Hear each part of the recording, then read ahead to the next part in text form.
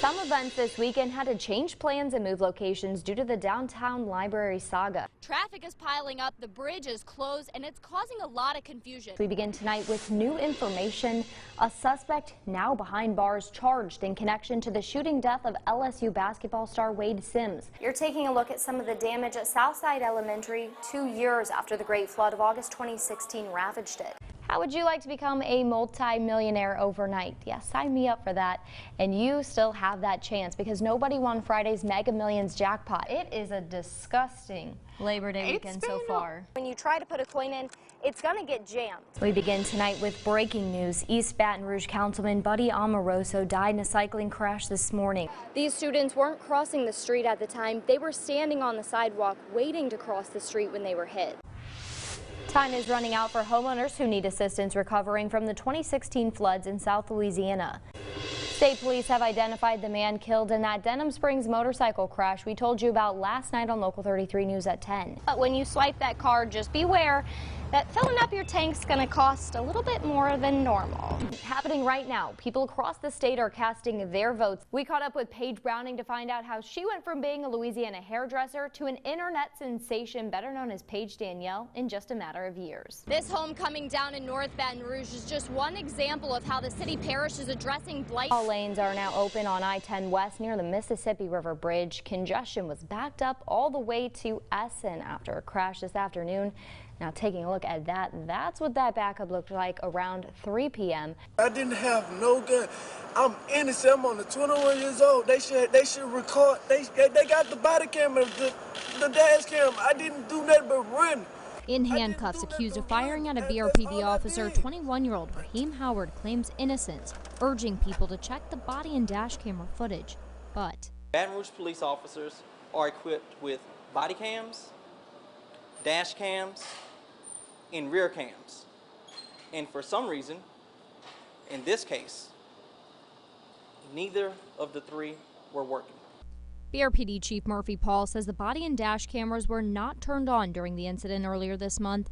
Ron Haley, Howard's lawyer, is asking for a bond reduction, saying BRPD is asking for patience, but his client is the one who's paying the price while the department investigates. We should not have a gray area in this case, but yet there's a lot of gray area in this case. And that gray area is not because of my client, it is because of the purposeful act of the officer. Haley and State Representative Ted James say this is the second time Officer Yusuf Hamida was part of an officer-involved shooting, and in both instances, the cameras were not on. Let's not ignore the history of this officer who killed an unarmed black man just last year. Let's not ignore the history of this officer who refuses to turn on his body camera footage that the taxpayers of this parish and this city pay for. For Local 33, I'm Amber Smith. Yeah, I'm still shaking. It was absolutely terrifying.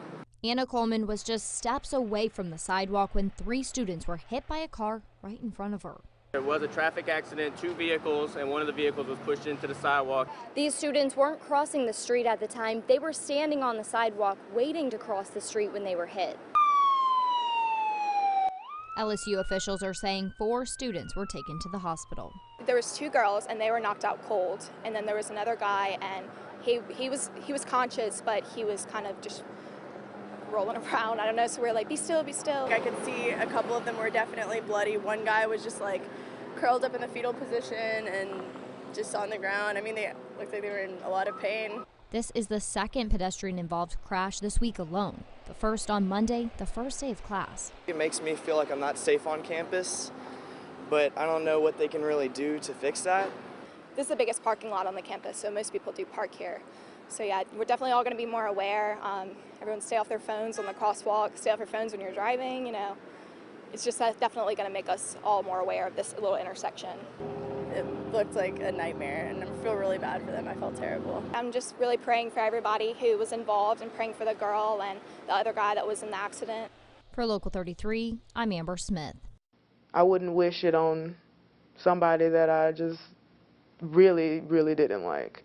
Every child deserves to feel happiness. April Hill said she was just a toddler when she entered the hospital, injured by the hands of her mother. I was told that she picked me up as far as her arms would reach in the air, and she dropped me on my face.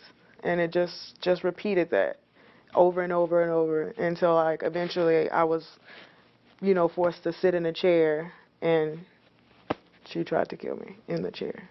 She said she was taken away from one unsafe home and put into another. This one, her first foster care placement. A lot of things that are not supposed to happen in custody, you know, happened.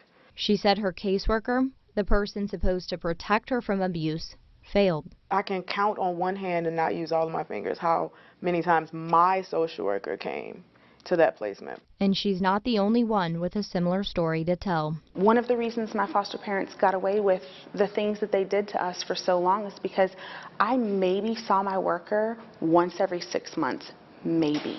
Leanna McCrae now works as a caseworker for the state of Louisiana, inspired by her own experience as a teenager going through the system in Washington state. In those 5 years, I experienced 10 different placements. It will be over 15.